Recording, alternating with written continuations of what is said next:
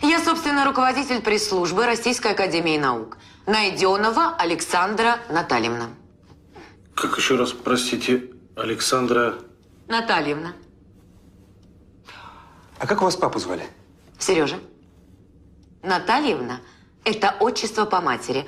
Можно сказать, матчество. Матчество? А так бывает? После взятки в ЗАГСе еще и не так бывает.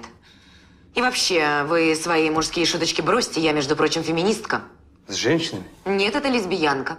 Баба-мужик? Нет, это трансвестит. Кто свистит? Никто не свистит.